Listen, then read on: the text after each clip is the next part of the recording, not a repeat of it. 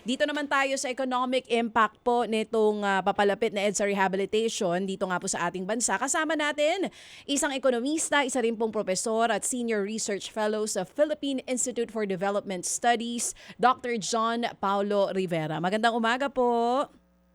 Ay, magandang umaga. Eto nga po, salamat po muna no, Doctor, Professor for being on the show today. Dito nga po sa papalapit na pagsisimula ng EDSA rehabilitation, marami pong eksperto, kabilang po kayo ang nagsasabi na magiging matindi po ang epekto nito sa ating ekonomiya. Professor, sa inyo pong pagtataya, ano pong magiging immediate economic impact po nitong EDSA rehabilitation, lalo na po doon sa mga negosyo sa kahabaan po ng EDSA? Sige, so tinitingnan ko ang problemang ito 'no, sa tinatawag nating systems thinking perspective, na tinitingnan natin yung kabuuan ng problema, hindi lamang yung mga pautay-utay na solusyon. So ang magiging epekto nito sa ekonomiya natin, unang-una 'no, tataas ang travel time at gastos sa commuting ng mga commuters na dumadaan partikular na sa EDSA, at ito kasi ay nagkakaroon ng tinatawag nating ripple effect sa produktibidad, kasama na diyan mental health, consumer behavior. Tapos tatamaan nito yung mga empleyado, estudyante, delivery riders, pati na rin yung mga MSMEs, yung mga ating mga micro, small, medium enterprises, kung saan masisentro yung impact. So, mababawasan yung demand at maaaring hindi mag-ooperate yung mga negosyong ito ayon sa nakagawian natin habang wala pa ang EDSA rehabilitation. So hindi lang po isang sektor ang maaapektuhan nito, nasabi nyo nga po yan kanina. Pero consumer spending po muna yung pag-usapan natin. Halimbawa dito sa mga establishments and businesses na along EDSA, paano po maaapektuhan yung businesses, mapamalaki o maliit man yan, dito po sa nakaambang EDSA rehabilitation? Na dahil nga sectional 'no, na nabalitaan natin na sectional ang magiging Mm. pag-rehabilitate sa EDSA, kung nandun na yung halimbawa mga mall 'no, natatamaan ng rehabilitation, maaari kasi na ang mga consumers ay, "Teka, hindi na muna ako dadaan diyan dahil maiipit lamang ako sa trapiko." So mararamdaman ng mga negosyong ito na, "Teka lang, parang bumababa ang aking sales, ang aking benta sa kadahilanang umiiwas na ang ating mga consumers upang makaiwas sa traffic." Hindi naman talaga yung mga establisyemento ang iniiwasan, eh. Mm. Sila lamang ang tinatamaan talaga nung pag-iwas sa mabigat na trapiko dahil sa rehabilitasyon na ito. Oo. So makikinabang po dito yung mga online deliveries, tama po ba? Ayan, tataas naman, yun naman ang kapalit nito, tataas ang online delivery at magkakaroon tayo ng pagtaas ng demand o paggamit ng ating mga kababayan sa mga online delivery, mga online shopping, mas lalo itong lalaki. Dito rin po sa binabanggit ninyo na kumbaga merong mga direct economic impact nga agad itong EDSA rehabilitation, pero meron din kayo nasabi dito sa mga nakaraang interviews nyo po na on the other side, on the lighter note, meron naman siyang magandang maidudulot kung sakali matapos na po yung EDSA rehabilitation. Totoo naman 'yan, pero ano siya, mahahati siya sa dalawa. Meron tayong, haharapin na pagtitiis pansamantala para sa pangmatagalang ginhawa kapag naayos na ang EDSA. Pero kailangan kasi nating tingnan na ang EDSA kasi issue ito ng kapasidad, eh, 'no? So ang rehabilitation na ito ay dapat may kaakibat na paglaki ng kapasidad ng EDSA upang mas maka-accommodate pa siya ng mas maraming sasakyan na magpapadaan sa daloy ng trapiko. Pero paano po natin babalansehin yung long-term and short-term effect po nito? Do'n po mahihirapan for sure ang gobyerno natin, eh. Ay papaano nila iwo-weigh? Maganda yung kumbaga long term kung maghihintay talaga tayo sa pagtapos ng EDSA rehabilitation, magandang epekto sa lahat. Pero yung epekto na nakaamba na ngayon na pinag-uusapan ng lahat 'pag nagsimula na yung Mm. odd even scheme and some other issues kaakibat po nito, papaano nila po yun babalansehin? Kasi para balansin 'to, ang tinitingnan kasi natin dito yung agarang epekto, no, yung negatibong epekto nito. Maraming paraan na kailangan pag-isipan ng ating pamahalaan. Una na diyan, paano natin gagawing mas epektibo yung pagpapatupad ng tinatawag nating adaptive traffic management.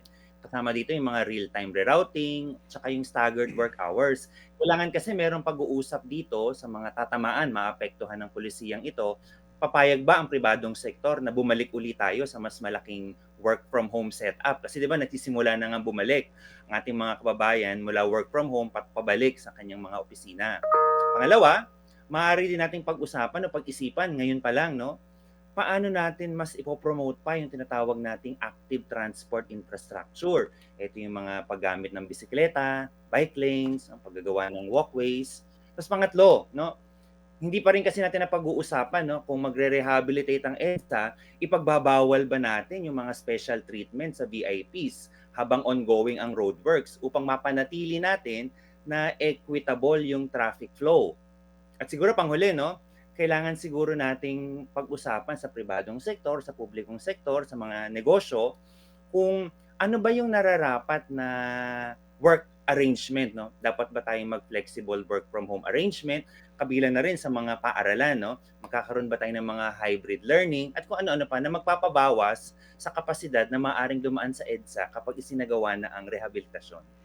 Okay, so puntahan ko lang siya, ano, yung unang sinasabi dito ni Dr. John, yung unang epekto doon sa tatamaan na segment.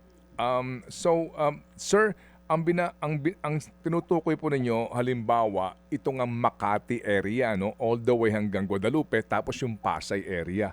So ang sinasabi po ninyo dito, definitely, yung mga commercial establishments yan maaapektuhan at yung pong mga manggagawa doon sa mga kumpanya na naando doon sa area na iyon.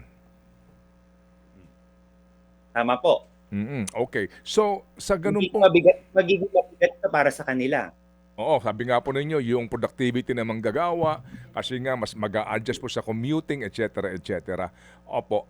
Sa ngayon ho ba, sir, dapat ba muna bago ito sinimulan nga, no, na mag-anunsyo na ipatutupad na napag-aralan ba dapat muna ng mga implementing agencies itong mga bagay na ito para mas meron silang pagbabasehan na maayos na desisyon na kanilang gagawin sa mga scheme na gusto nilang ipatupad? Yun nga po, Manong Ted, ano, so yung mga ganitong sa trapiko, na sinasabi ko nga, ano, ang problema ng trapiko ay nangangailangan ng isang sistemikong pamamaraan ng pagbibigay ng solusyon. Kasi, no, kung pag-aaralan natin yung solusyon sa problema ng EDSA rehabilitation, nangangailangan kasi ito ng ng sistemikong pagtingin na ang pagtutok lamang sa roadworks, no, ng walang holistic traffic management ay maaring magdulot ng tinatawag nating congestion spillover, lalo na sa mga secondary at tertiary road. Na kahit pa may alternatibong daan sa EDSA na maaring gamitin ng ating mga kababayan, dun kasi may ipon kapag nawala at yung problema ng trapiko magpapatuloy lamang. Opo. At kasi nga po, napakaraming factors nito. Kasama na dito nga yung paano ba ang sistema ipatutupad ng DPWH sa mga kontratista nila. Di ba? Ngayon pong malapit na ang tag-ulan. Di po ba? 24 hours ba ito ng trabaho? Etc. So meantime, kaninyo, opo, sa ngayon, maliban dito sa mga work from home na hindi naman kayang gawin po ng iba, habang segmentize ito, sa inyo bang tingin kung ito munang areas ang tatamaan, dapat ngayon pinag-iisipan na rin yung ibang areas kung sakasakali po doon sa usapin po ng economic factor naman ng proyekto? Hindi nga po, kailangan kasi bahagi ng pag-aaral, no, sa sistemang ito. Maari kasi pag-isipan natin paano natin ipapatupad yung tinatawag nating system-based scenario planning. Ano ba yung magiging epekto sa kabuuan para masuri natin yung mga multiple impact points, no, sa transportasyon, sa komersyo, sa kalusugan, sa edukasyon. Kaya nga po, no, sa pag-aaral kasama dun kasi yung koordinasyon, yung mga tinatawag nating convergence discussion, convergence program sa pagitan ng iba't ibang ahensya, DPWH, MMDA, DOTR, lalo na, no, ng mga LGUs na dinadaanan ng EDSA. Nangangailangan ito ng mga integrated discussion, integrated command center na mayroong real-time analytics para makita natin kung paano babago yung daloy ng trapiko. Salamat na marami. Ano po dito po sa inyong pagbibigay sa amin ng aral tungkol sa system-based systematic planning.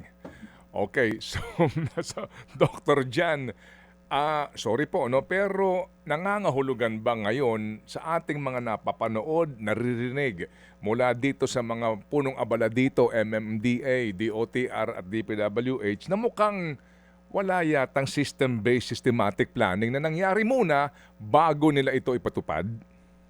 Siguro po, kailangan lang nila ngayon, no, sa panahon na nabanggit na rin po ito, siguro kailangan na nilang maglatag, no, ng clear communication channels para makakuha sila ng feedback mula sa mga matatamaan ng pulisiyang ito. At para ma-manage din nila yung expectations ng tao at mabigyan sila ng mas mahabang panahon para makapaghanda. Lahat tayo sa totoo lang, no? Kailangan natin Opo. ng panahon para maghanda at maiwasan yung kalituhan. So, yung nga po, Dr. Jan, ayoko naman pong sabihin na kasi magtulungan na lang tayo ngayon, nandidiyan na yan Pero sa uulitin, sa ganito pong uri ng kalaking proyekto at ang impact sa napakaraming mga manggagawa at mga negosyo, dapat talaga before ka magpatupad, meron ka munang system-based systematic planning. Tama po. At dito po, dito po, at Consultation. go ahead. Kailangan ng consultation. Kailangan po ng consultation, di ba? Mhm. Opo. At dito po, mawalang galang lang po sa kinaukulang, klaro na hindi nila ginawa ito.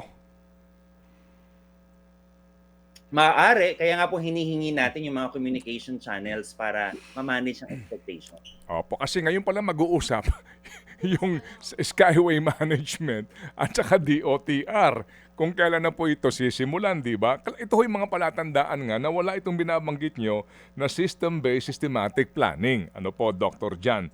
Opo, ito hong Philippine Institute for Development Studies. Sa ganito ho bang mga pagkakataon, kayo ba'y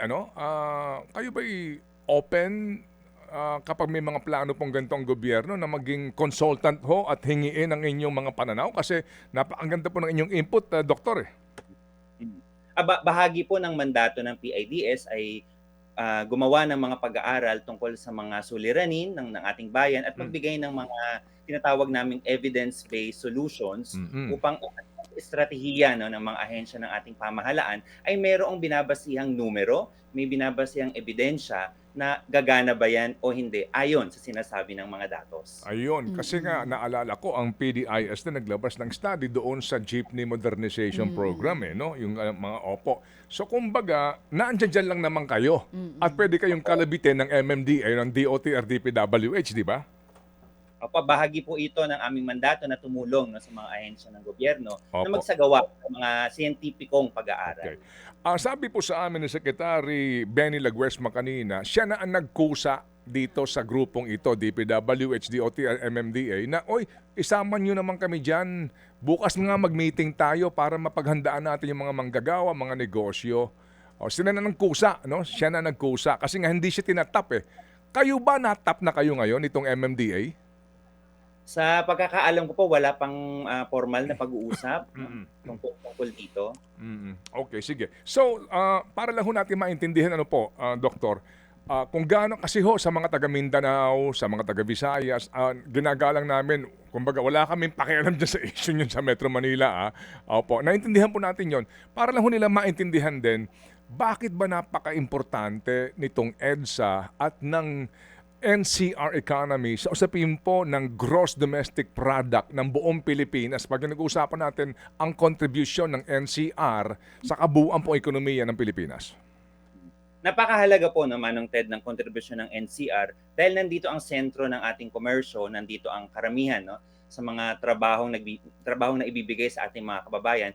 Kaya napaka-importante na padaliin ang daloy ng trapiko, padaliin ang buhay ng mga nagtatrabaho dito, maging magaan upang magawa nila yung kanilang trabaho sa halip na naiipit sila sa trapiko. At may mga pag-aaral na nagsasabi na ang produktibidad sa NCR ay bumababa dahil naiipit sa trapiko ang ating mga kababayan. At dahil dyan, yung papel ng NCR, ng mga urban area sa kontribusyon sa paglaki ng ating ekonomiya ay maaring lumiliit at nababawasan, kaya maaring hindi natin nararating yung ating mga target na growth rate. Hindi ko alam lang kung hawak nyo yung datos nga, hindi ho naman to natin napaghandaan. Pero kapag pinag-usapan po natin yung contribution sa ating pong kabuuan ng gross domestic product, yung NCR po ang may pinakamalaki sa buong Pilipinas. NCR po dahil nandito ang sentro ng ating komersyo. Opo, yun. Kaya ganito po ito talaga kaingay dito ngayon. Kaya humingi kami ng pang-unawa dito po sa ating mga kapatid sa iba po mga regions. Okay, sige. So, Dr. Jan, baka ngayon na napapakinggan kayo nitong mga taga-MMDA, taga-DPWH, DOTR, baka kayo imbitahin na sa meeting. Opo. Di ba under ba kayo ng NEDA? Ang PIDS po ay attached agency ng DepDev, no? DepDev No, na siya. ngayon nga bago na nga yung departamento. Okay, sige. So, salamat po na marami, Doktor. Ha? May tanong ka ba siya? Yes, Ah, oo. sige, pahabol Kasi lang. hindi nga natin nakikita, Dr. John, kung ito ba iaantala muna ng gobyerno itong EDSA Rehab or itutuloy po nila. But right now, tuloy daw. Pero para sa mga local businesses, mapamalaki o maliit man yan, na maaapektuhan po nito, ano ang dapat po nilang gawin? Ang inyo pong suggestion para ma-survive po nila itong business nila, maging maayos pa rin yung flow kapag nagsimula na po ang EDSA Rehabilitation.